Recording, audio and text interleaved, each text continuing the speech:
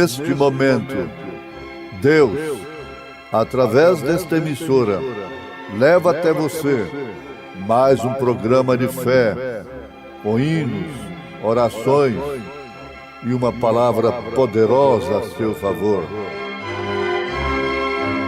Fé para vencer o mundo. Somente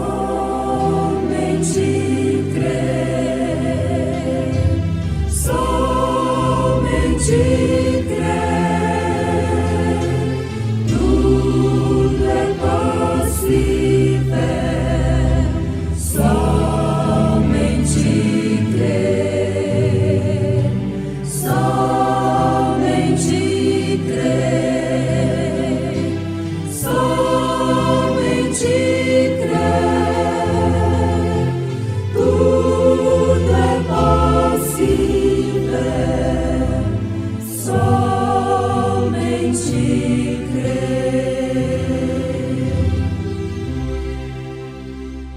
Mas a nossa cidade está nos céus, donde também esperamos o Salvador, o Senhor Jesus Cristo.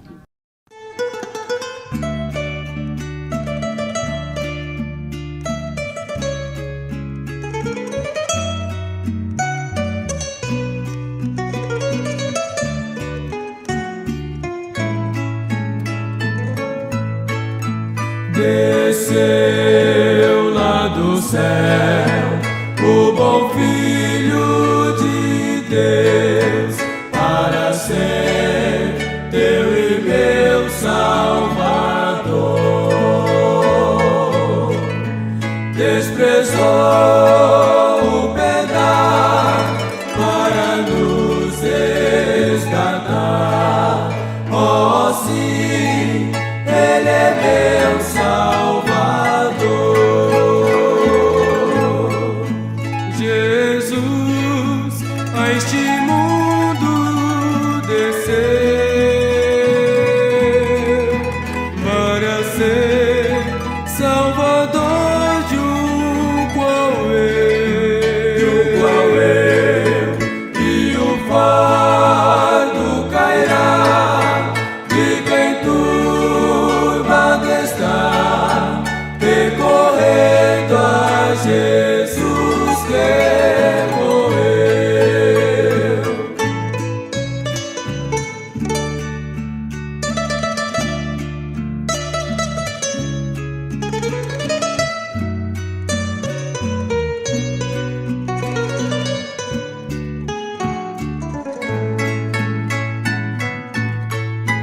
Não tinha um lugar para lhe repousar. Oh, como sofreu meu Senhor, lá no monte a orar, foi sozinho ficar. Oh, sim, Ele é meu Salvador. Jesus a este mundo desceu para ser Salvador de um qual eu, e o fardo cairá de quem turbado está, recorrendo a Jesus que morreu.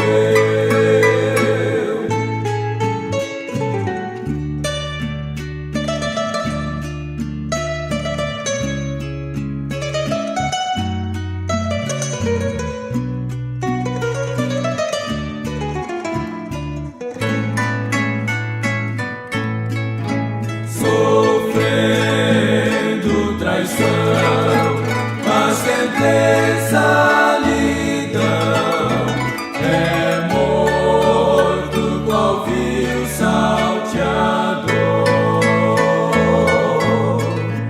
Mas em vendo eu a cruz, digo logo a Jesus: oh, sim, tu és meu Salvador.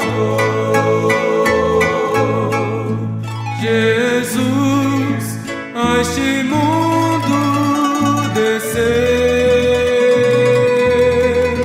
para ser salvador de um qual eu, e o fardo caiar, e quem turbado está, recorrendo a Jesus que morreu.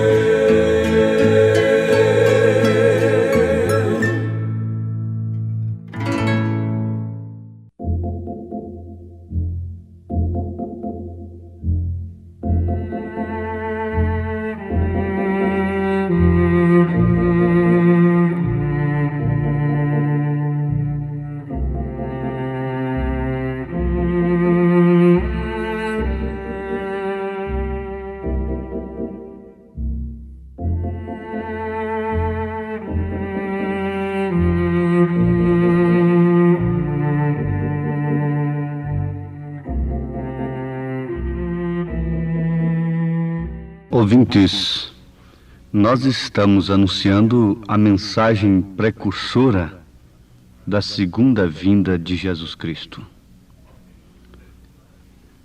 Alguém nos pergunta: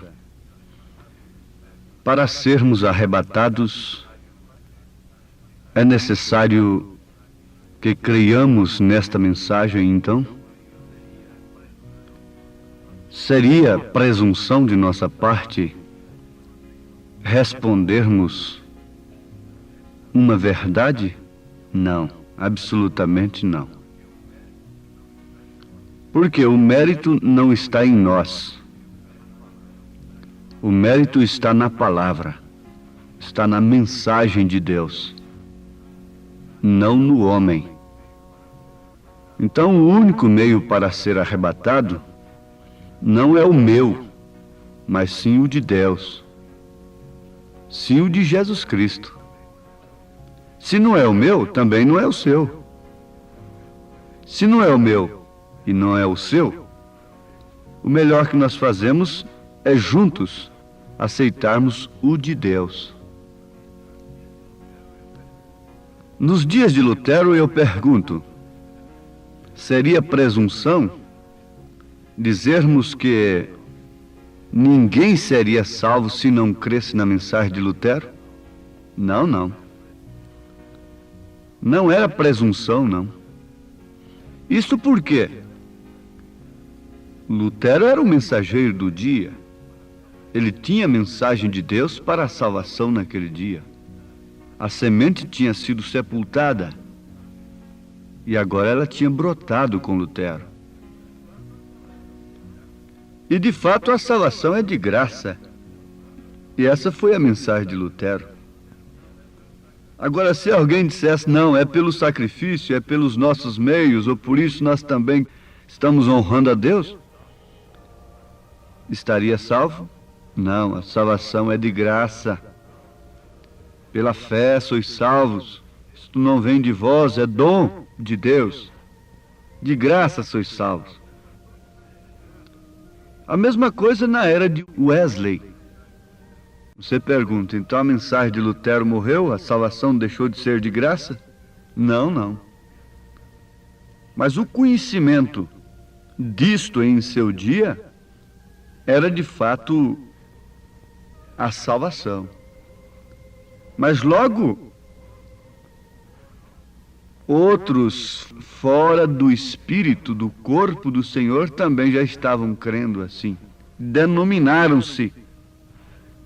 Então Wesley veio com a santificação.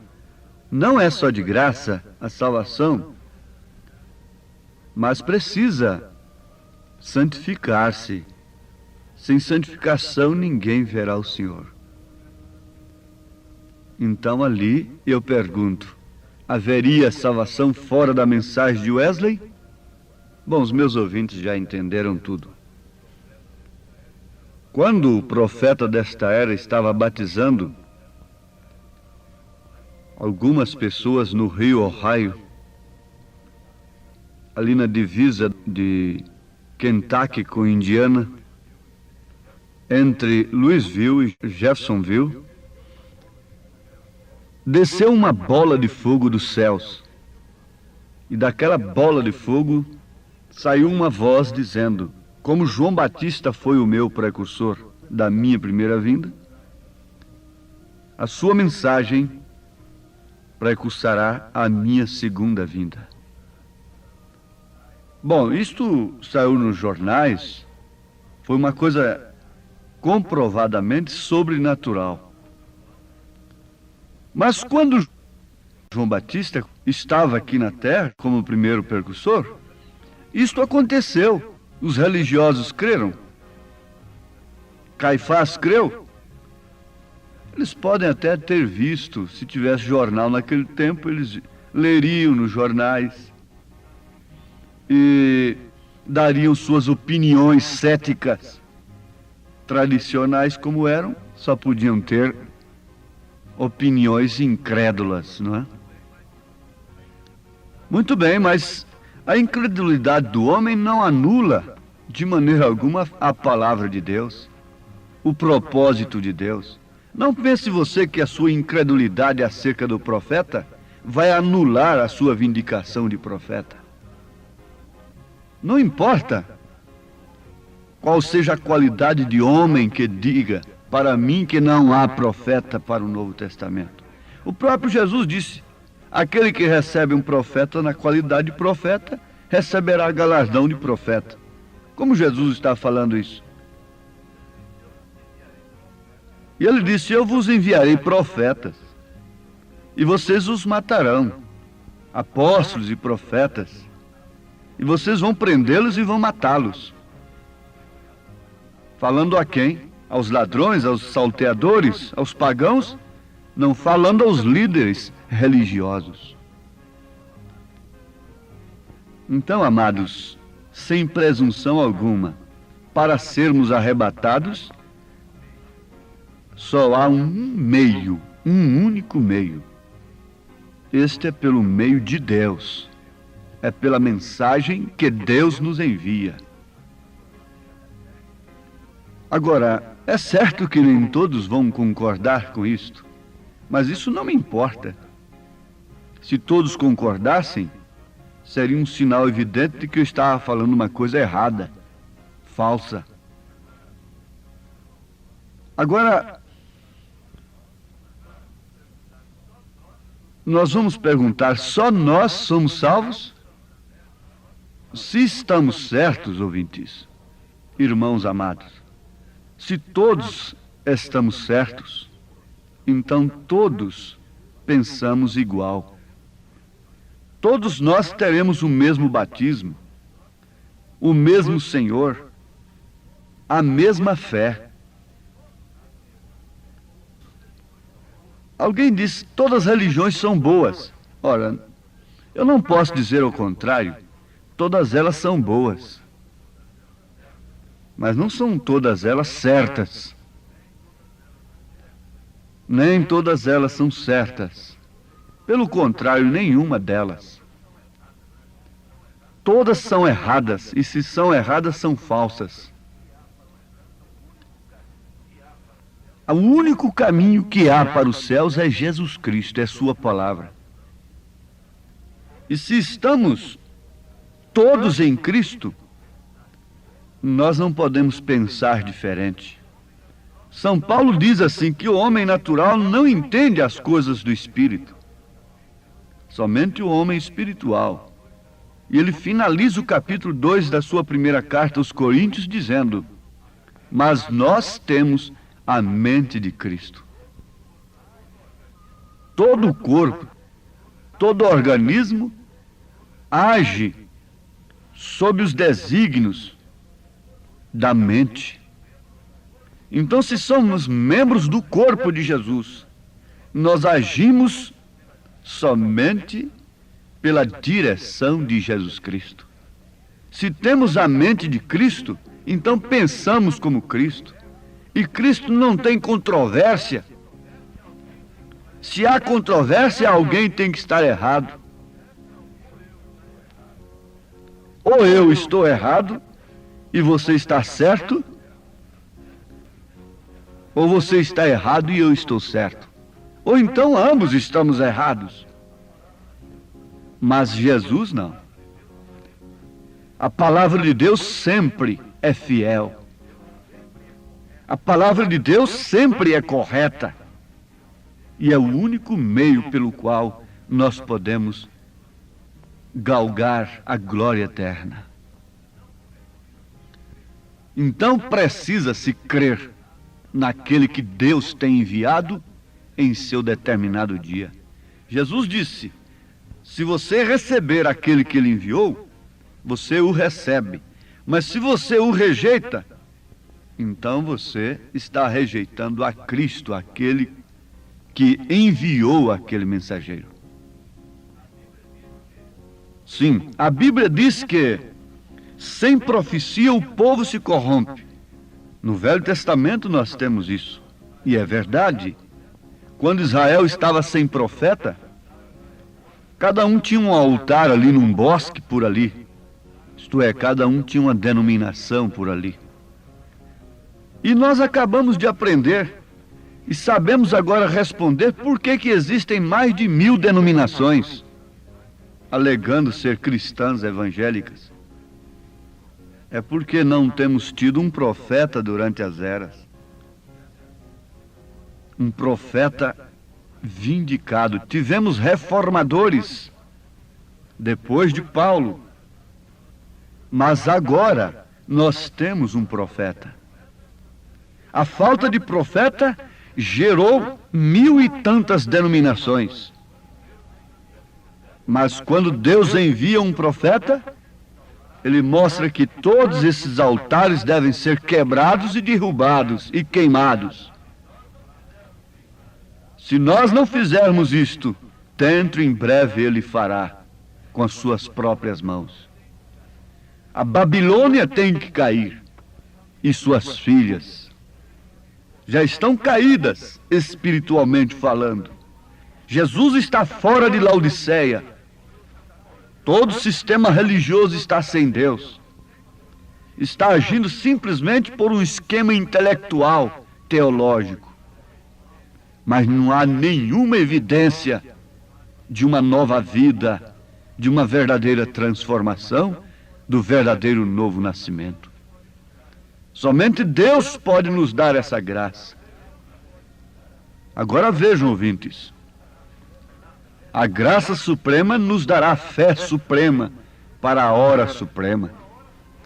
Estamos vivendo uma hora suprema em que Deus tem enviado o seu profeta para nos tirar de toda essa confusão religiosa, apresentando o único caminho para o arrebatamento. Pelo que também damos sem cessar graças a Deus, pois havendo recebido de nós a palavra da pregação de Deus, a recebestes, não como palavra de homens, mas segundo é, na verdade, como palavra de Deus, a qual também opera em vós. Vós quem? Os que crestes. 1 aos Tessalonicenses, capítulo 2, versículo 13. Paulo fez questão de dizer que aquilo que ele anunciava não havia recebido de homem algum. Se Paulo fez questão de anunciar um evangelho que não recebeu de homem algum, então o que nós devemos fazer? Anunciarmos um evangelho que não temos recebido de homem algum. Mas você diz, então, e esse profeta para quê? Quando Paulo estava anunciando o seu evangelho, a sua mensagem, ele estava anunciando a si mesmo. Ele disse assim: alguém foi batizado em meu nome? Isso prova que eles usavam o nome. Está Cristo dividido aí? Uns dizendo, eu sou de Paulo, eu sou de Cefas, eu sou de Cristo, mas esses que falavam que era de Cristo, falavam politicamente também. E ele chicoteou a todos, dizendo, Paulo morreu por vós? Vocês foram batizados em meu nome? Não, vocês foram batizados no nome de Jesus Cristo. Ele fala isso em 1 Coríntios, capítulo 1. Sim, amados. Na verdade, nós temos a evolução de Deus. Eles dizem que o Evangelho tem que acompanhar a evolução. A evolução do homem não passa de corrupção, apelidada de evolução. A evolução de Deus é isto: justificação, santificação, dons espirituais, novo nascimento, com a fé genuína na palavra de Deus, que é o verdadeiro batismo do Espírito Santo. A evolução de Deus é um parto. Água, sangue e vida. A evolução de Deus, sabe qual é que é? É aquele que é santo, santifica-se ainda mais. Não se torna mais imundo, não. Aquele que é santo se santifica ainda mais. O que é justo se torna mais justo ainda. Ah, sim. Como podemos entender o toque, o zunido da trombeta? Paulo faz isto, 1 Coríntios 14, versículo 8. Porque se a trombeta der zunido incerto, quem se preparará para a batalha? Se essa trombeta dos homens está dizendo só que não faz mal, não tem importância, e deixando as mulheres e os homens vivendo como bem entendem, essa não é a trombeta de Deus. Mas em Apocalipse capítulo 10, versículo 7 está escrito: mas nos dias da voz do sétimo anjo, quando tocar a sua trombeta, se cumprirá o segredo de Deus. O segredo de Deus é Cristo em você. É aquele que era santo se fazer mais santo ainda. Evoluir em Cristo quer dizer crescer na graça e no conhecimento de nosso Senhor Jesus Cristo. Mas eles têm amontoado doutores para si, conforme suas próprias concupiscências, para alegarem, pregarem para o povo que o Evangelho tem que acompanhar a evolução. Mas qual é a evolução de Deus? Onde está a evolução de Deus? Em São Lucas capítulo 3, versículo 2, nós encontramos o seguinte: sendo Anás e Caifás sumos sacerdotes, veio no deserto a palavra de Deus a João, filho de Zacarias. Mas não tinha os sumos sacerdotes? Os grandes líderes? Caifás e Anás? E por que a palavra de Deus veio ao deserto, lá onde estava o doido João? Não há tantos grandes pregadores nesta era. Por que Deus foi chamar um homem do deserto de novo para anunciar a sua segunda vinda? Deus não muda. A evolução de Deus é para trás em relação ao mundo. É voltar para o princípio, para a fé apostólica. É uma contagem regressiva para Apolo subir para as bodas do Cordeiro, com estes astronautas que têm negado a si mesmos e têm entrado na nave espacial de Jesus Cristo, na sua palavra. Ó Deus, abençoa os meus ouvintes, em nome de Jesus Cristo. Amém, Senhor. Amém.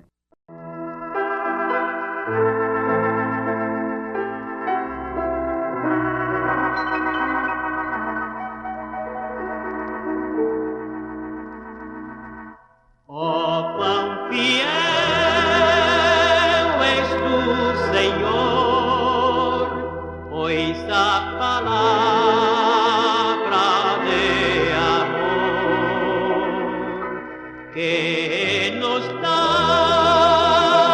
o esplendor e inspira-nos amor. Oh, maravilha, meu Senhor, tua palavra dá vigor. Ó Deus eterno, santo e bom, de infinito amor, amor sem par, quão insondável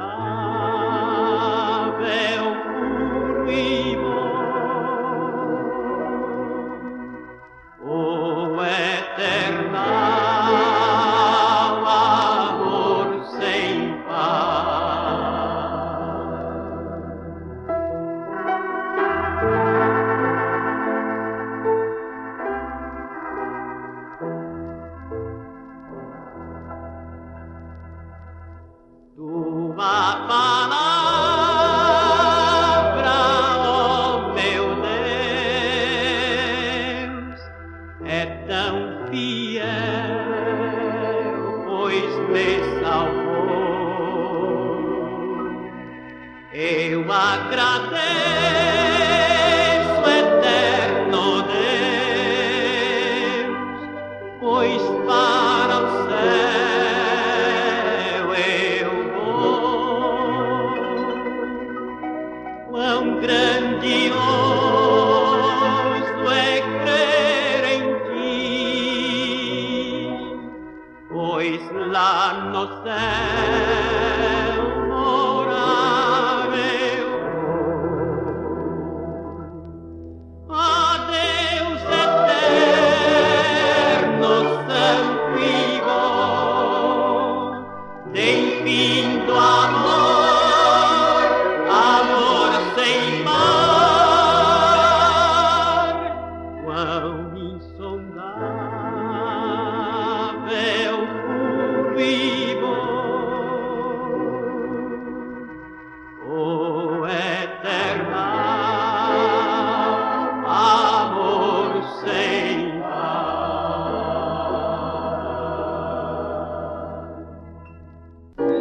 Cristo mesmo veio em mim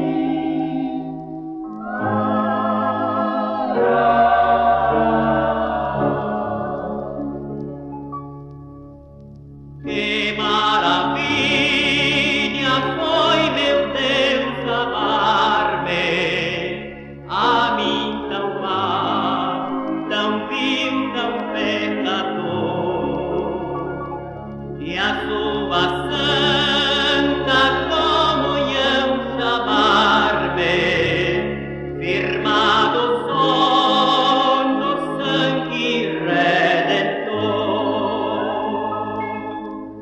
Ó maravilha, graça sem medida, na cruz eu vi a fim de me salvar. Só pela fé já tenho eterna vida, e Cristo mesmo veio em mim